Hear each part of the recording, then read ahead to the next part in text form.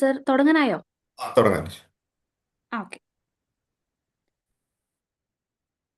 Good evening to one and all present here for this webinar. Respected dignitaries, honorable principal, esteemed resource person, dear educators, research scholars, and student teachers. A warm welcome to each one of you.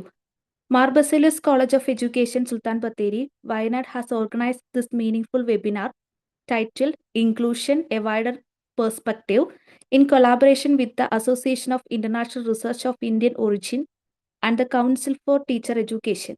This webinar aims to broaden our understanding of inclusive practices and highlight the importance of creating equitable and supportive learning environments for all learners.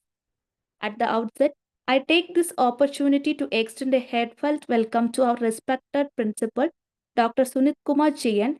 His constant guidance, encouragement, and support have played a vital role in the successful organization of this webinar. We warmly welcome you, sir. Thank you, teacher.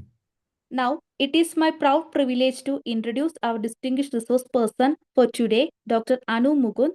Dr. Anu Mukund is currently working as a lecturer in English at the National Institute of Speech and Hearing, Thiruvananthapuram. She is a Google certified educator, life skill trainer, and deaf educator, and a motivational speaker. She has more than 10 years of rich teaching experience, especially in working with deaf and hard of hearing students at the undergraduate level, and is well versed in teaching through Indian Sign Language. Dr. Anu Mukund has served as a resource person for many academic programs, published several research papers, and presented papers at national and international conferences. Her area of specialization include special education, inclusive education, curriculum development, and teaching English to special learners. She holds a PhD in special education from the University of Kerala and is recipient of prestigious fellowships such as UGC JRF and UGC SRF. She is actively involved in research, academic publications, and professional organization. With her strong academic background and wide practical experience, we are confident that her insights on inclusion will be deeply meaningful and inspiring to all of us. We warmly welcome Dr. Anu Mukund, our esteemed resource person for today's webinar. Welcome you, ma'am. Thank you. Thank you We for are those lovely also words. okay. We are also honored to have with us today Dr. M.S. Geeta, Chairman, Council for Teacher Education.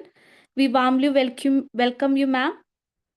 I also extend a warm welcome to Professor Dr. Rajeshwari K, President ARIO, Kerala Chapter. Thank you for joining us today. My heartfelt greetings to all the participants, educators from various colleges, research scholars, and student teachers who have joined us today. Your presence makes this webinar truly meaningful. Last but not least, I warmly welcome my dear colleagues and student teachers of Marbasilis College of Education for being an integral part of this program. Let us actively participate, learn, reflect, and grow together. With those words, I conclude my words. Over to you, ma'am.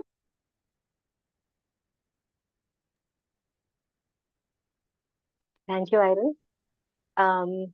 First of all, I'd like to take this opportunity to express my wholehearted gratitude to Dr. Sunit Kumar, Principal of Mar Baselius College of Education, Sultan Batheri, and the Chairman of the collaborating organizations, CTEF and ARIO, and the IQAC of the college for giving me this opportunity. So today we'll be looking into the aspects of inclusion, a wider perspective, and we'll be checking out inclusion beyond classroom walls, and building a culture of belonging. So before moving on to the matter, let's watch something. Okay.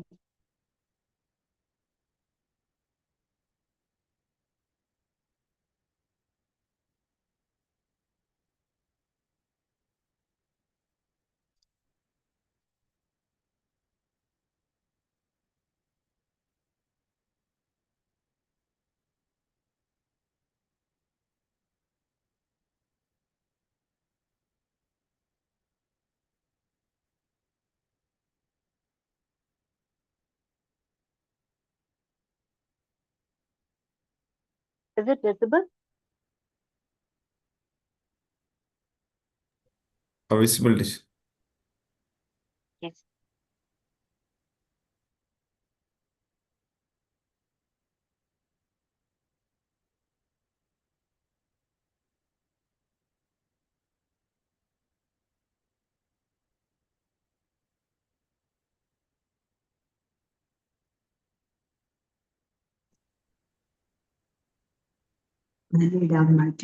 Is the audio available?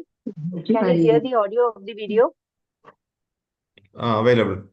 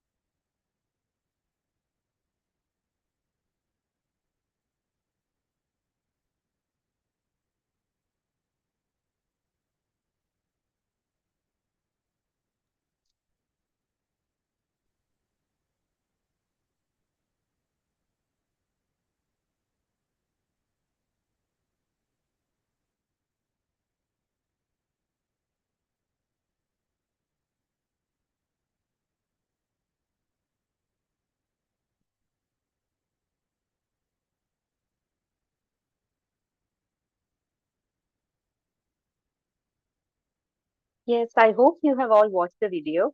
So I'd like to know what you think about the video and the situation in that.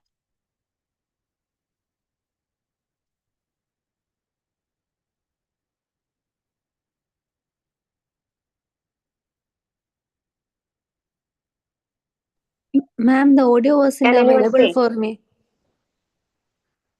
Okay, that's why I asked you, is the audio available in the first? At first itself I asked. Okay, so is the audio not available? Was it not available for everyone? Audio was not available, ma'am.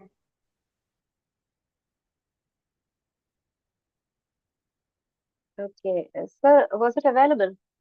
No, the video, the audio was First not available. available, ma'am. Uh-huh. Then it was not available. Ah, Okay, so should we replay it or just continue, move on with the... Okay, so the video was about a person who was having stammering, and he was having trouble speaking to anyone new and all. So when he was tensed and all, he could not speak. So during the interview, when the interviewer asked, he was uh, thinking like facing a war with the whole universe. So that is the context, and he couldn't say anything until when one of the interviewers started acting like having a stammering issue with him. So then he got the confidence, and he started talking freely when the interviewer himself was acting like he was having stammering. So then the person could very well communicate clearly and confidently, and that is how the after when at first when one of the interviewees asked him what his name was, he couldn't answer, and the other person was saying, yes, don't worry, I can understand, that is what he said, and he didn't allow him to say his name or introduce himself properly. He was not that, you know um, tolerant, or he couldn't give him enough time for him to say his name. So that is how the world reacts to a person with disabilities. That is just an example. And next I'd like to share the screen presentation.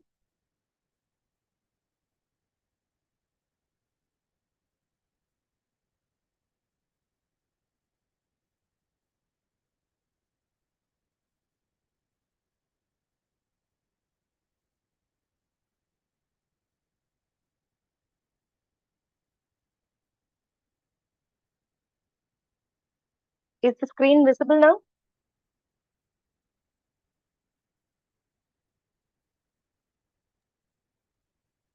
yes.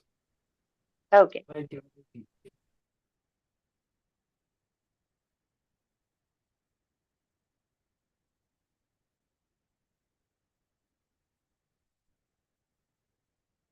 So before going into inclusion, let's see what disability is. It is any condition of the body or mind that makes it more difficult for the person with the condition to do certain activities and interact with the world around them. That is what the Center for Disease Control and Prevention in 2024 said, what disability is. So it can be the condition of mind or body, okay, that limits the person from doing his activities like anybody else, or like most of the person does.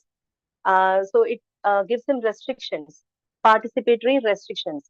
That is what inclusion is. My question is, how is the inclusion, or the how the evolution of inclusion flowed? Let's see what it does from exclusion to inclusion. So I'll let you know about it in a very short manner.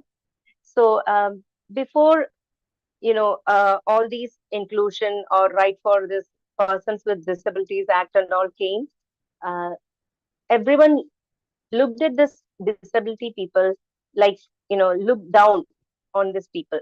It was called, let's not get into the technical terms, even though it is written here. It is charity model. Like we used to, do some charity. We behave like, if we are doing some good thing to them, then it will be like a charity. And then after some time, it came to the medical model. That is, disabled people were considered that something has to be corrected in them, something has to be fixed, or curing is required, or impairment is there. So we need to fix them medically. That was the attitude towards them after some time, after the charity model. So this after the Second World War and First World War and Second World War, when brave people, brave soldiers came back, losing their limbs, and many, after having so many accidents, and they came back as packages, like, without any limbs and all. That is when they started, viewing disability as something to be considered. Like they need to, people started looking them with a about on a different perspective. So then came the social model, where people with disabilities were considered, you know, uh, that they were considered almost equal. Like it is somewhat an updated view.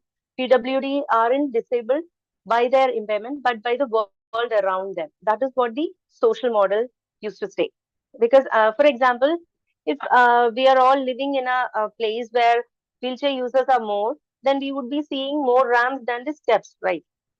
So that is how, there is nothing called normal.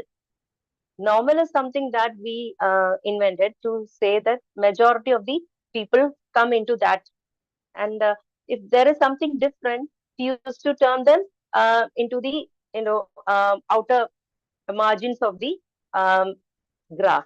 That is what the, um, you know, the normal section, we all know, we have all done research, and also the normal is something that many people come into, fall into, and the different people come into the margin sites.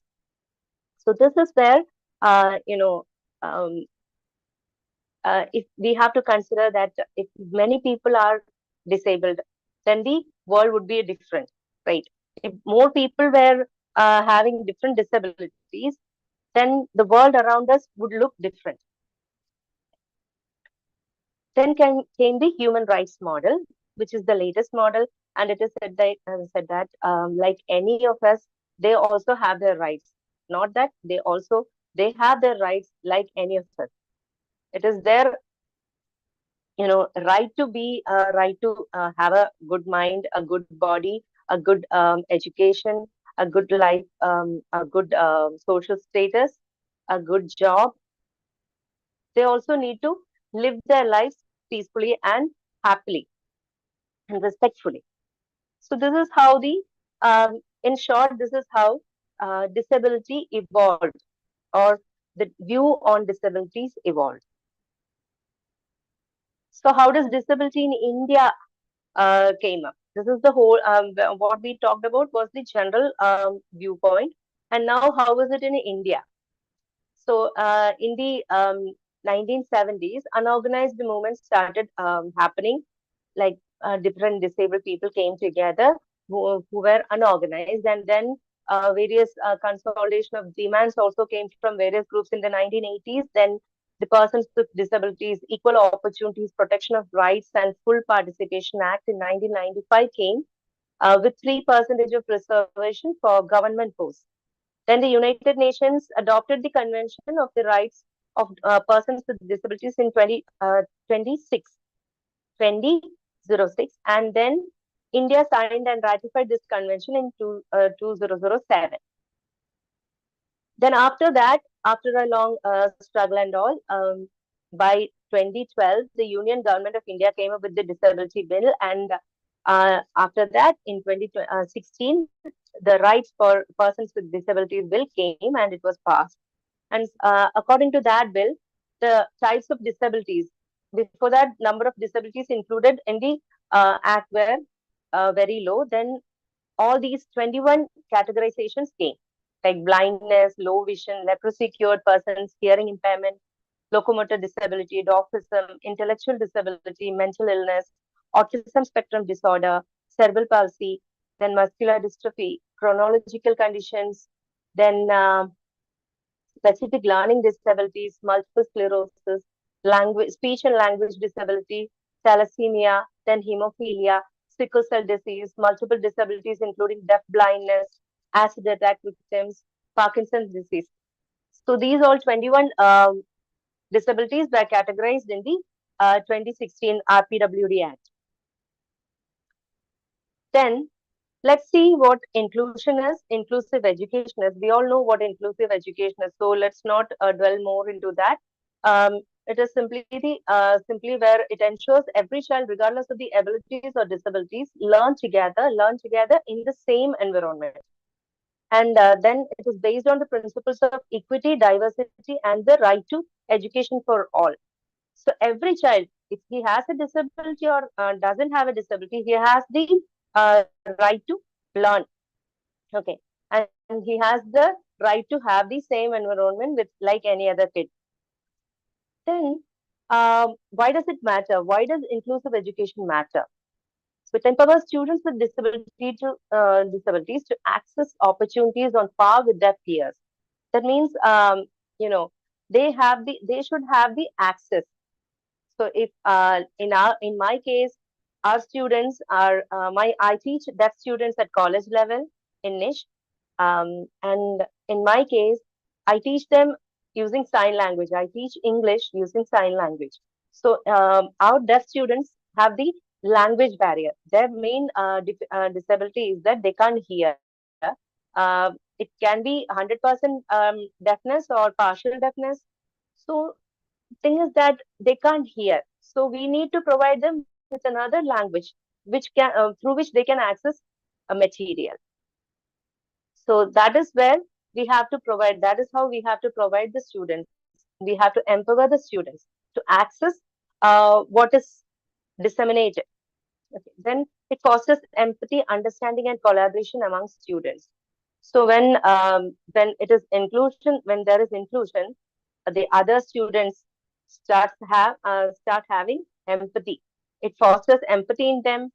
They start understanding what disabilities, what the other person's difficulties are, how they should help them. It fosters empathy, compassion, understanding, and collaboration among all students. And it aligns with the global frameworks like UN Convention of the Rights of Persons with Disabilities. And so many things come up when we include disabled or persons with disabilities in the regular stream. So what are the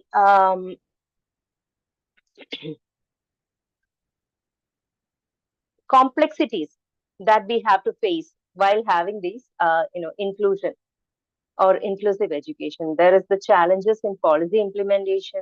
It is there will be curriculum design challenges will be there. So how we need to design the curriculum. Then the teacher training and capacity building should be done, to suit the requirements. Then infrastructural barriers are there. We need to, modify the infrastructural facilities for the persons with disabilities. Then there are attitudinal barriers, and parental involvement, is required. So let's see more into what all comes inside that. So the strategies for effective implementation of this processes are like strengthening the policy frameworks. We need to strengthen our policy framework, which has already been done in the RPWD Act 2016.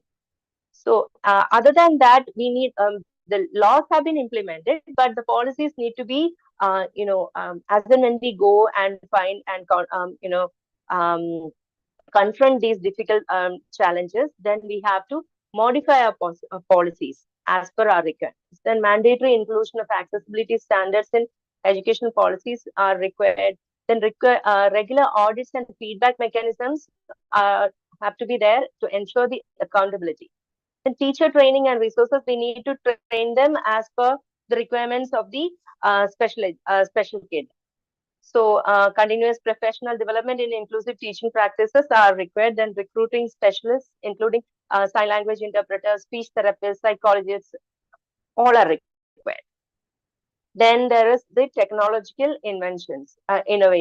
That is the use of assistive technology like screen readers, braille devices, ISL tools, then adapting e-learning platforms for accessible content delivery. All types of these technological innovations have to be included. Then involving the community as well.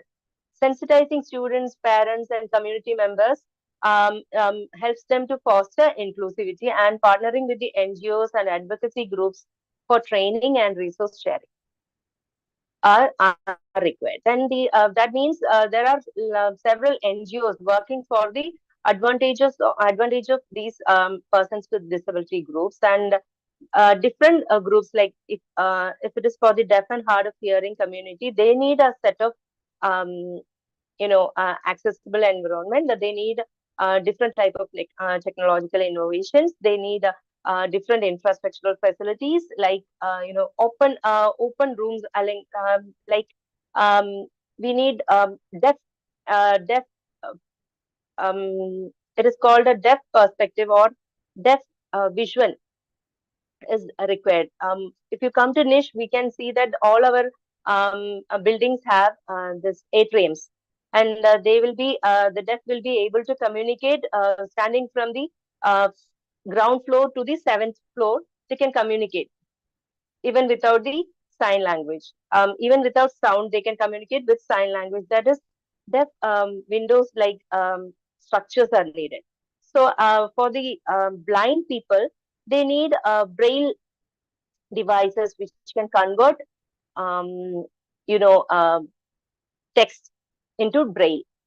So now there are latest technologies where the speech can be, or the text is when it is a PDF reader, it is converted to braille using a braille device. Automatically, the braille device reads out the material, so the person with blindness can access it like this. It continuously goes, the PDF text will be read out, and this student can access it like this. Sometimes the person can hear, so the PDF reader can read it out to them, but sometimes the person may be deaf and blind, so he cannot see the words or hear the words. So the only with a braille device he can access. Okay, like this, he can access the braille device, which will be continuously translating the text to braille language. So then comes the customizing of the curricula. So fixing flexibility to cater to diverse learning needs is required. So, when I said that it is as for the deaf students, they need diverse learning needs, not like the hearing students. My students would require more visual aspects. Everything, if displayed on a, if we can, use PPTs, pictures, or real life scenarios, if we can show them, then it is better for them to understand. Okay, so these are the strategies for effective implementation of different points that we have discussed earlier. Then what is the call for action? For educators, we have to embrace diverse teaching strategies to include all learners and advocate the resources and support from school management. We have to advocate for, if the school management is not aware of the um, requirements of the students, it is the teacher who is in constant contact with the students, and he or she would be knowing what the student requires. So we need to advocate for resources and support from the school management or from the government, if at all needed. Then for parents, we need to be proactive in seeking inclusive educational opportunities for their children. The students should, the parents of students with disabilities, they have to ask for what is required for their kid, and they need to partner up with schools to support individualized learning plans. They need to be in constant contact with the teacher and the support system for their individualized learning plans. And for policymakers, we need to invest in we need to invest in inclusive education, infrastructure, and training, like we said earlier. So if braille devices are required, or if reading out softwares are required, or sign language interpreters are required, we need to include them. We need to make a policy on that and implement it, and ensure that the inclusive practices are implemented in all educational institutions. And for society, the challenge, stereotypes, and biases about disability need to be, abolished or altered, and recognize the potential of inclusive education to create more equitable society. So these are all the things that we need to do. Then how it should be done and what we need to do is the major challenge. So inclusion versus integration. Integration is the placing student with diverse needs in a room, but expecting them to adapt. That is integration. And inclusion is changing the environment and the teaching methods so everyone could thrive in it. That is what inclusion is.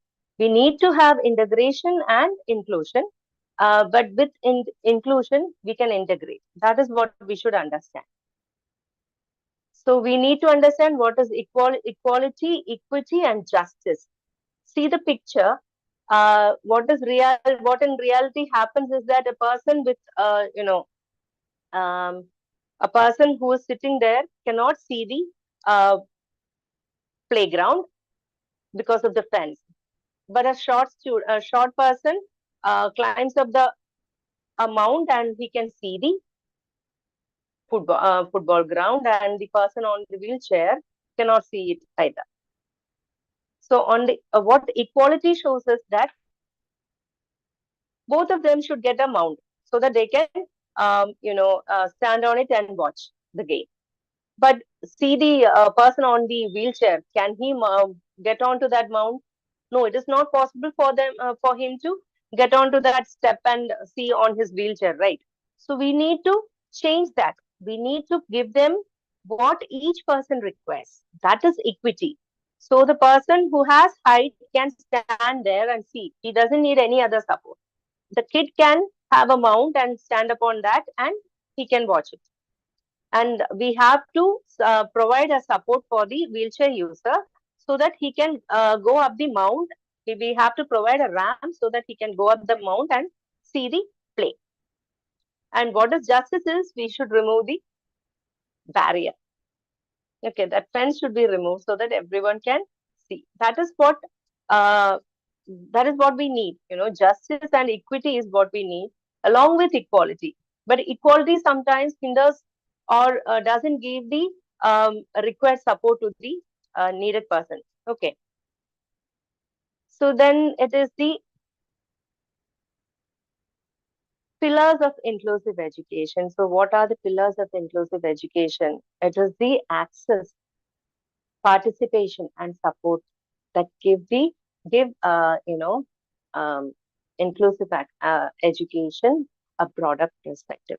So access means, can everyone get to the material? Is everything accessible to all the children? That is access. All the children, including the persons with disabilities. Then there is participation. Is everyone getting engaged in the classroom? Is everyone getting engaged with the material? That is participation. And support. Are the right scaffolds in place? So, like what we saw in the last picture, is everyone getting the right scaffolds? Okay, that is what is needed. Then identifying the barriers. Yes, identifying the barriers is, it can be physical barriers that we have to lay out the infrastructure. Then there is the cognitive barrier, that is the complex instructional strategies and all. Then there is the social emotional barriers like bias, lack of representation, etc. So let's see one by one what all things matter. Then if we have to change the cognitive barrier, what we can do is we need to have universal design for learning.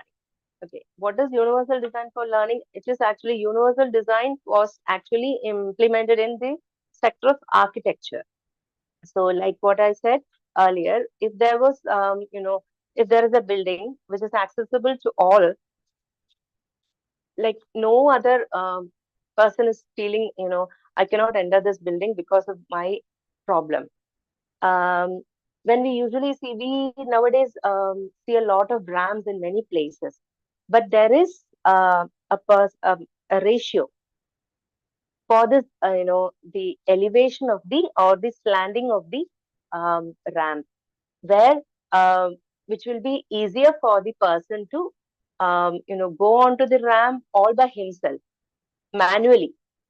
So that the slanting should be in such a way that there is a only a minimum slanting. There is a ratio between the height and the slant. So that if that is implemented, any person can go on that ramp on his own. But sometimes we have created so many ramps, but nothing is useful for any of the wheelchair users. So there is a structure in architecture where everyone can enter the building, or it is the building is suitable for everyone. Like we have when we have described the number of disabilities or the categories of disabilities in the list of 21 disabilities, there is dwarfism. So for a deaf person to access the kitchen accessories, or kitchen or any other table, or even the bed or cot, then for a deaf person it will be very much a different perspective, or very much different or difficult for him to use those things that we are using comfortably. So for a deaf person, we need to modify the building like what is needed for that person or most of the deaf persons, and it can be also manageable for a regular a tall person. So like that, the universal design actually came in the field of architecture, and here in learning, it gives the universal design for learning for all people. So what does it give? It is the designing the edges, and designing for the edges rather than for the average. Like we said, the marginalized group, we have to consider them also, not the average group of people that fall into the a larger group. So cooking one meal that fits everyone's dietary needs rather than making 5 separate dishes. That is what UDL gives. It means multiple means of representation, the what of learning. What are we teaching? How can we represent? How can we implement? Uh, what all things are needed? Those are the representation. Then it is the multiple means of action or expression. How of learning, how it is engaged, how the students are going to engage.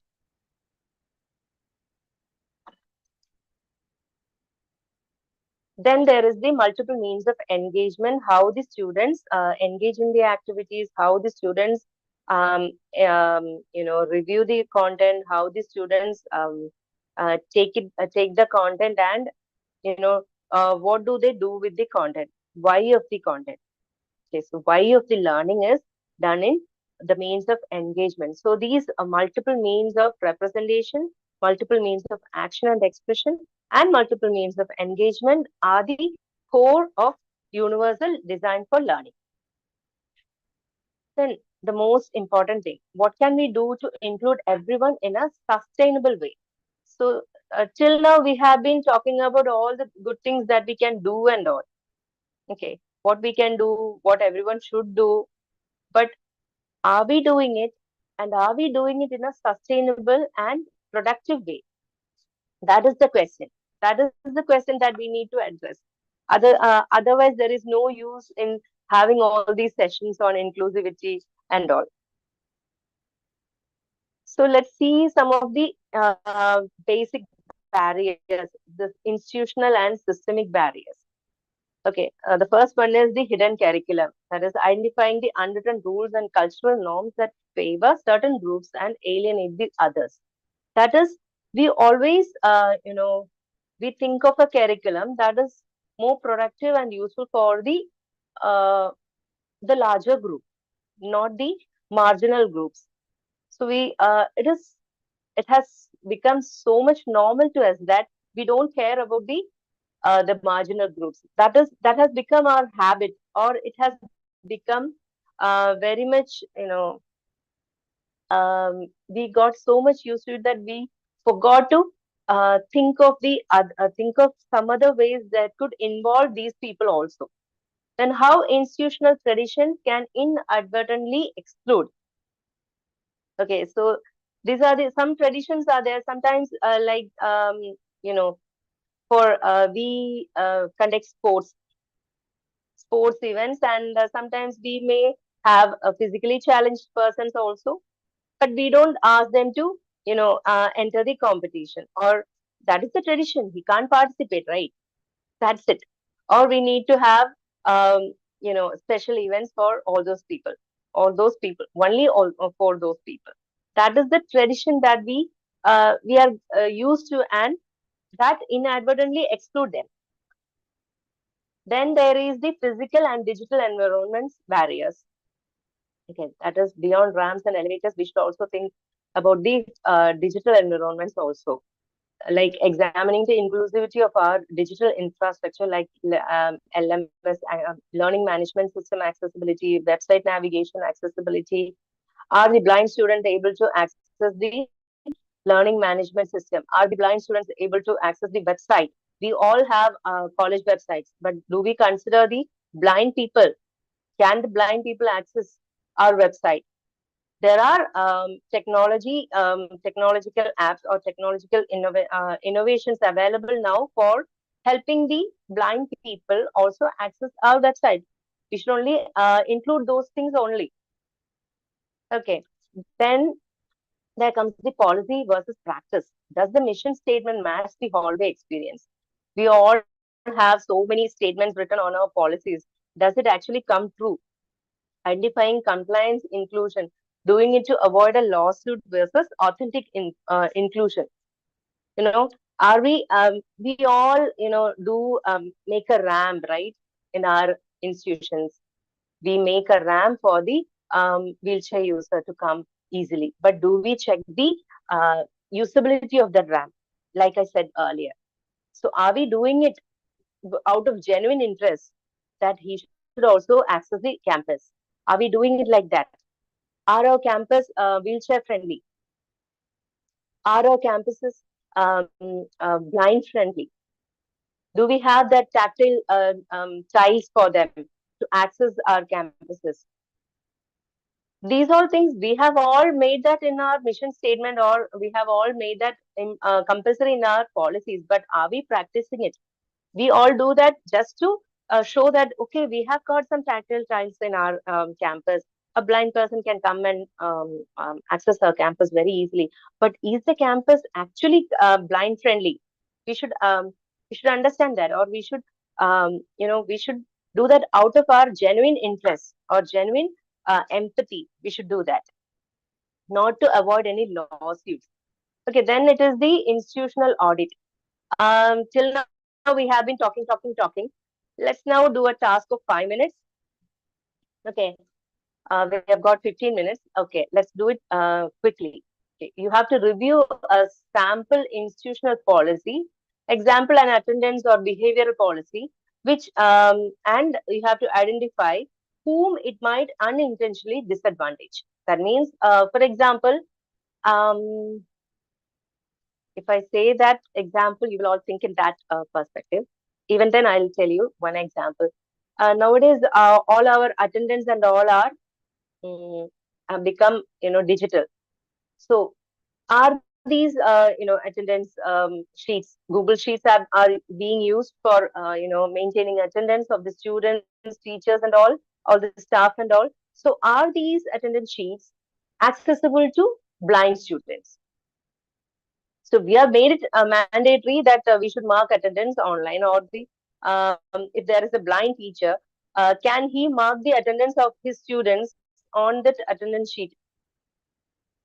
Okay, using that his phone or a system or whatever it is he able to maintain that attendance register all by himself? That is a sample question. So is it or that um, am I making myself clear?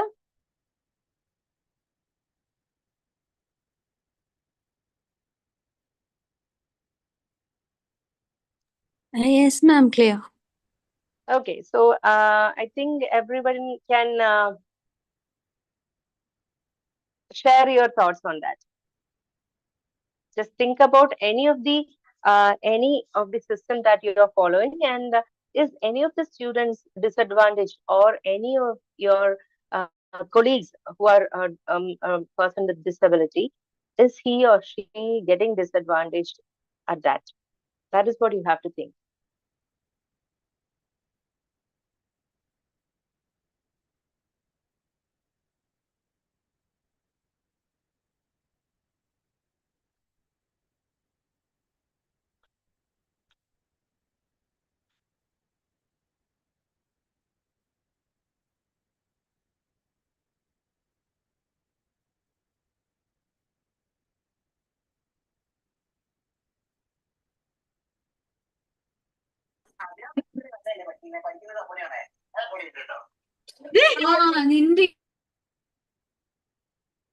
Hello, can you all see my PowerPoint presentation?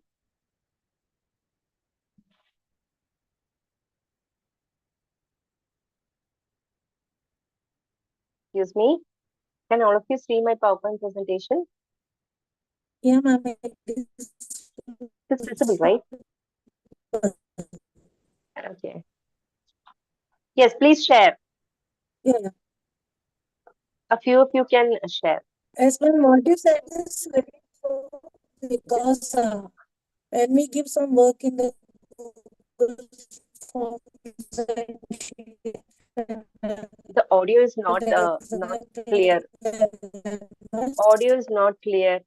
These marginalized people cannot access it. Some works in the LMS and all. These marginalized people cannot access it properly. Yeah. Whom do you mean by marginal people? Like the, in your no, in our institution, there are one or two students who are physically disabled, but not blind how or deaf. disabled? No. How are they disabled? I couldn't get the the audio is not physically disabled, clear. ma'am. Physically Okay, disabled. physically disabled. Okay, okay. They cannot access Google classrooms, huh? Google Forms. Even if there is a blind student, they can't access it because they can't see it. There is no provision made for that. Okay. On their phone also they cannot see. No. Not like they cannot access. They can't see. Even then they can't access. Yeah. Okay. Google Forms are not accessible for blind students even on their phones, right? Okay. Yeah, ma'am. So, did you do did you take any measures to avoid that? No, ma'am. What I'm saying is, it is a general thing. We don't have a blind people, but we have a physically disabled student. Okay. Even for that, They are also not. No, he was not able to write properly. So we got in touch with the university and made a plan to make him that he can keep the assignments in a printed form. Yes. Okay. So he's keeping So it he in is the having a disability with his hands. Yeah. He's not able to write it properly. He's very slow in writing, but he'll make it. But though it is very time consuming for him. So there is a provision for him to keep the assignments in a printed form. Yes. Okay. Yes. Very good. Anybody else can share their thoughts or ideas? Thank you for sharing. Your name?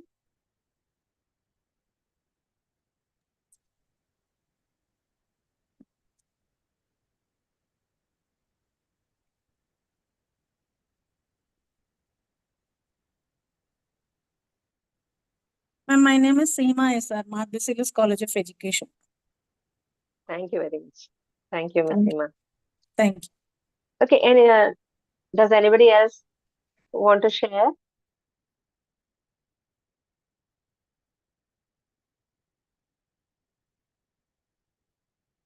Okay, and then this is actually something that we all have to think through. Okay, that is how we can make the make our campuses and make our lives inclusive. Okay, so let's move on to the next slide, which is the community and workplace connection. So it is the pipeline perspective. What is pipeline perspective? We are, like a horse with a blindness, blind, a blind patch. It'll go in only one direction, right? He won't look that way or that way. So that is the pipeline perspective. So how inclusive education directly impacts the workforce readiness. Um, like what we saw in that short film, if that person was having any other disability, are we giving them enough opportunities to develop himself? So even then he was having stammering, the teacher was not that much accommodative, right? The teacher was not respectful to that person. She was not accommodating him and giving him opportunities. She was not at all doing that.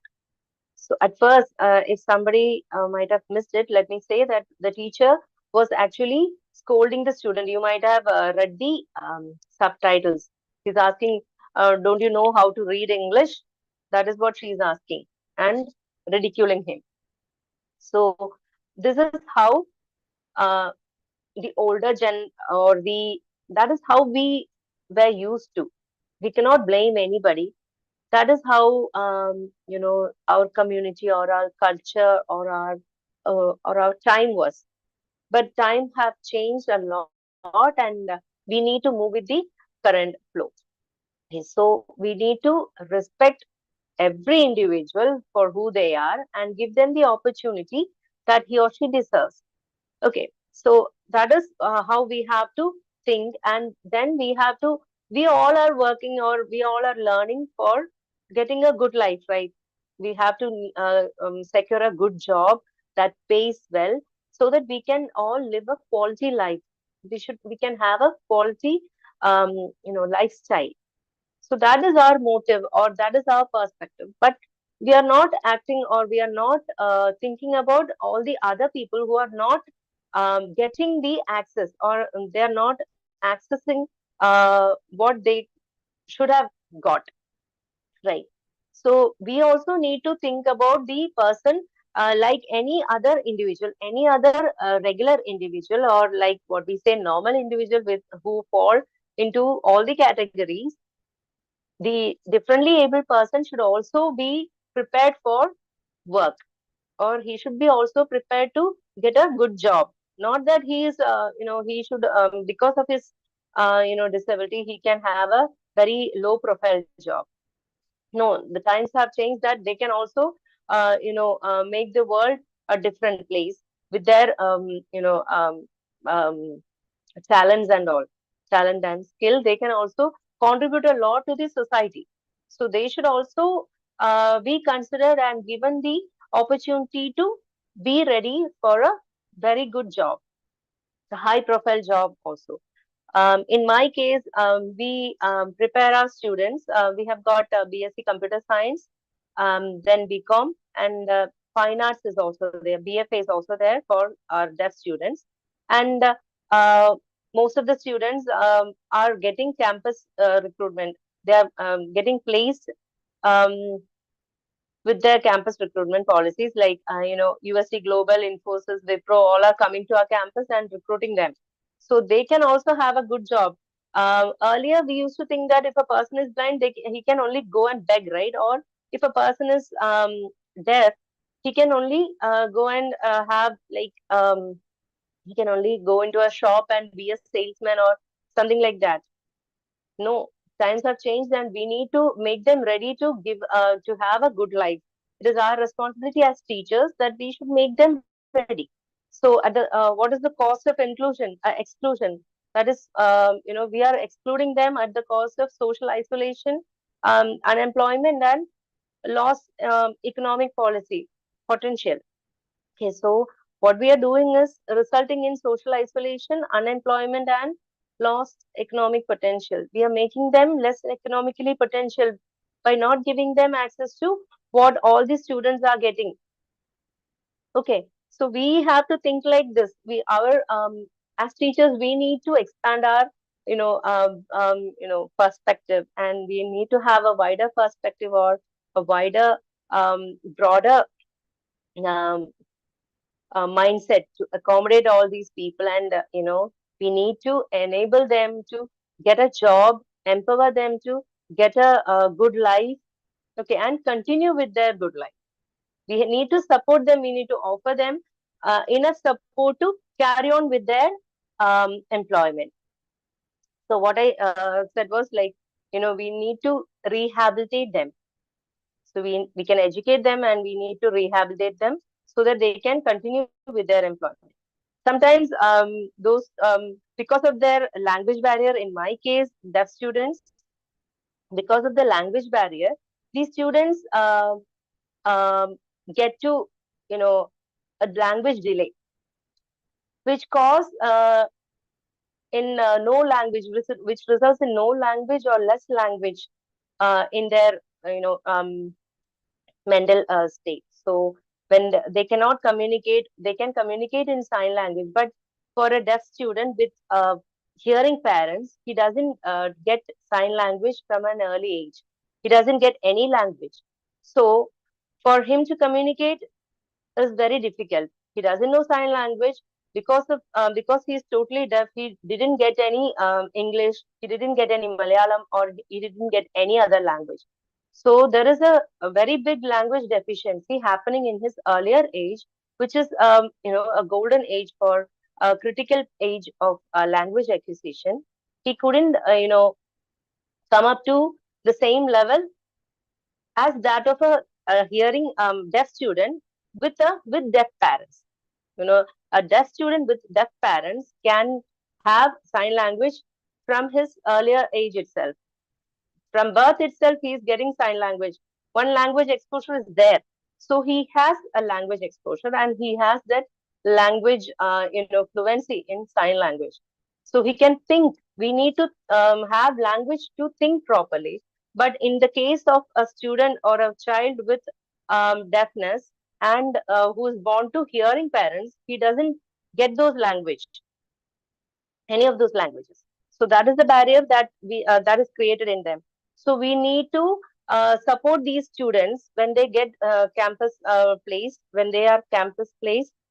We need to support them with more English language courses to continue. Sometimes even after getting their degrees, they may not be that much fluent in their language or that much efficient in their language. So we need to support them, like giving classes to them even after passing out. Yes, then it is the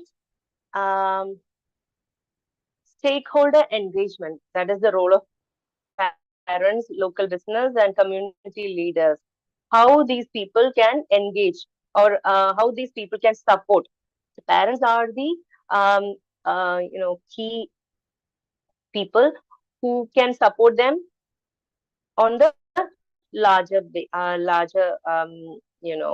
area. So this then we all of our curriculum has been OBE curriculum. We have all come, we know what is OBE. So the stakeholder engagement is required to cultivate a OBE curriculum. How do we do that? We need to we understand the requirement of the community, or requirement of the um, what is it, the their trade aspects, or in society, how are they going to do the job. So what is the job requirement, or the that is how we create the OBE curriculum, objective based curriculum. So that is how we prepare the curriculum. For that, the local business people also need to be aware of the needs of the students or disabled students. Then the community leaders, we all need to stand together for providing them the access, and how to build an inclusive advisory board. So, like I said, teachers are the primary contact of students with disabilities, and we need to identify the requirements of the students, where they need to have more access or where they do not have any access. What are their problems? How can we improve their problems? We need to have a group where all of these issues can be raised. So if there is a deaf student, then there should be a sign language interpreter and a deaf representative in the advisory board. If there is an autistic person there, we need to have a psychologist or um, a speech therapist need to be there. Like that, for every specialist should be there for addressing each and every, or to address and understand the requirements of all those disabled people. We need to have representation in our board so that decisions made are accessible, decisions are made suitable to the people with disabilities. Then the representation in leadership.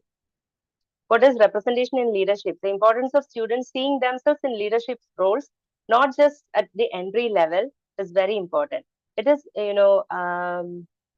when we all grew up seeing our role models and we wanted to be like our teachers. Always if we are teachers, we might have, modelized our teachers, and we became teachers, idolizing our teachers. So for these people also, when we know that there are people who can come up and become like top um, people or personalities, all these people can dream or aspire to become like one of these people. Like we have got a person who's very famous and who's a Fulbright scholar from Delhi, Madan Mohan.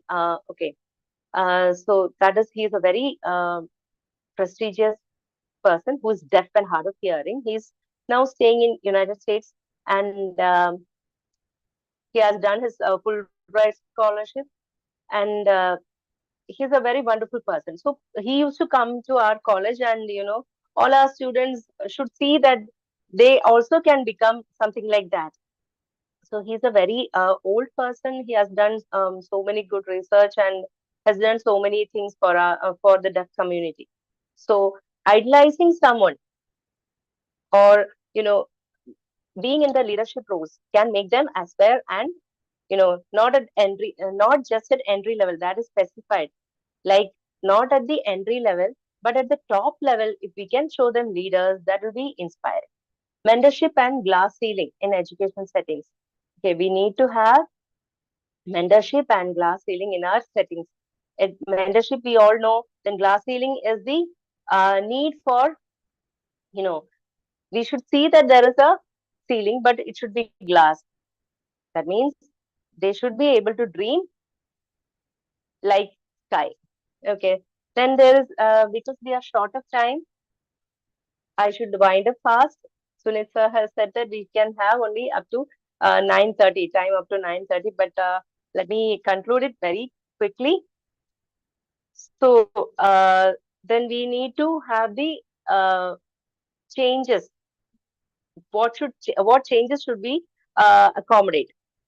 It is the 3 C's of systemic changes, that is commitment, the leadership buy-in, that is the will that is the will, the aim or the longing or the will that we should have, that is the commitment we need to have in our, system. Then it is the capacity, that is training and resources, that is the skill, training and resources, and that is very much needed. For every other disability, we need to train our teachers to handle these children in the mainstream. Then it is the culture, that is the soul of the change, making inclusion default. That means inclusion should be default. Like, it is not that we are doing some favor to them. It should be, it just like any other person, they should also have their right and respect in the community. So we should make it a default thing. For that, we need to change a lot. We need to change our mindset. We need to change the mindset of the students. If we can change our mindset, then we can, disseminate that mindset to our students. Then measuring what matters, moving beyond numbers of students enrolled to the quality of student experience. Though the numbers of students enrolled are very much important to us now, the quality of experience is also very important for the student. The student should come and say that, okay, when I studied in that institution, that has favored me so much and become what I am now. That is the experience that we should provide. So if we can provide that type of experience and not that the number of students, we are having a lot of students, the number is not um, that we should look into, but the quality also, and using qualitative data like how what experience they got, or the qualitative data should be measured. We are all having the numbers, not that. We should be looking into the qualitative data, like what the response of the students are in evaluating ourselves. Okay, then the radical empathy in leadership. Leadership that is the power of listening to the marginalized voice, and the how to handle the inclusion fatigue among staff. Sometimes teachers get fed up, with the interaction, or the hectic transaction, or transactions with the disabled students. So that we have to handle very effectively, like giving refresher programs, then giving them retreats, having watching movies, or like that. We have to handle the mental health of our staff also. Now, going on to the conclusion, that is the ripple effect. An inclusive school creates an inclusive community, which in turn builds an inclusive world. So it is from us teachers to the students, which can be converted to an inclusive world. Okay. Through the teachers, the students get converted, and the world also becomes inclusive world. Okay. So one more thing before you go, you can keep this in mind. Write down the following to foster a wider perspective of inclusion starting from tomorrow. One thing that you will stop doing to include everybody and include one person with disability, or many persons with disability. So you have to think that what you can do, or what you stop doing to make it an inclusive classroom, and the one thing that you'll start doing to make it inclusive. So that would be the takeaway that I can offer through this class. Okay, there was a video that I wanted you to see. That is the movie Srikant. There is a Hindi movie called Srikant, which all of you can watch. Because of the time limit, I'm not, playing it now. Okay, thank you very much. Any questions?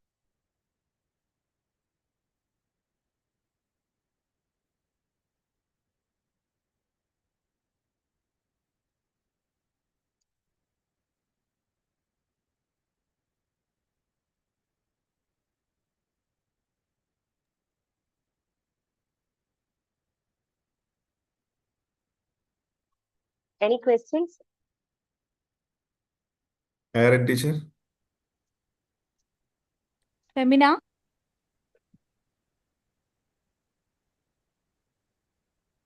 Femina?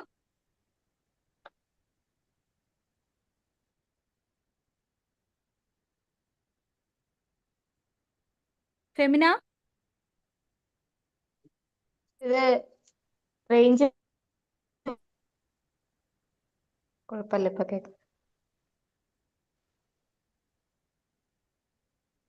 Femina? ആ miss range പോയതായിരുന്നു ഇപ്പൊ കേക്കാം. Okay. Vote of thanks.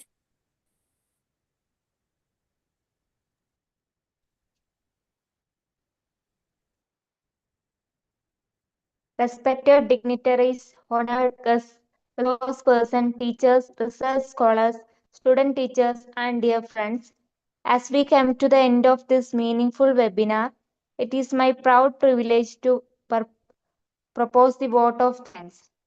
First and foremost, I express my heartfelt gratitude to our respected principal, Dr. Sunit Kumar GN, for this constant guidance, encouragement, and support, which made this webinar possible.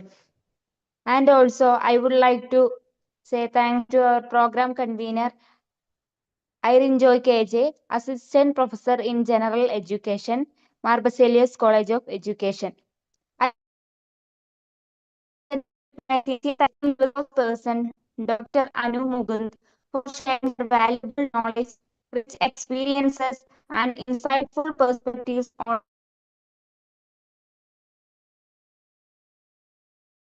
all of us.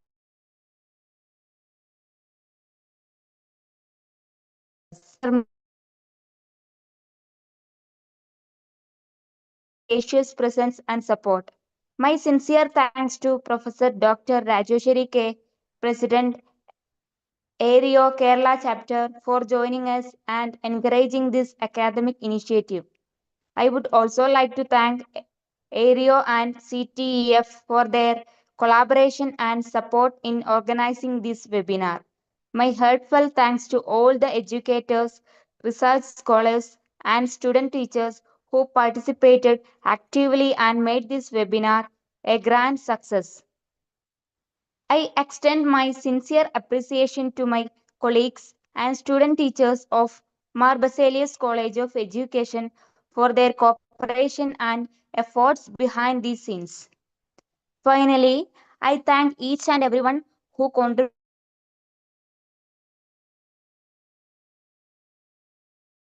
again. Thank you all for your valuable time and presence. Thank you. Thank you, Tish.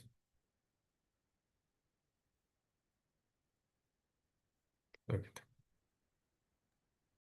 Once more, a big thank you from the bottom of my heart to all the faculty of Ma Basilius College, then all the office bearers of CTF and ARIO, and all my respected teachers and the participants. Thank you very much for this opportunity. Okay, thank you, Tish.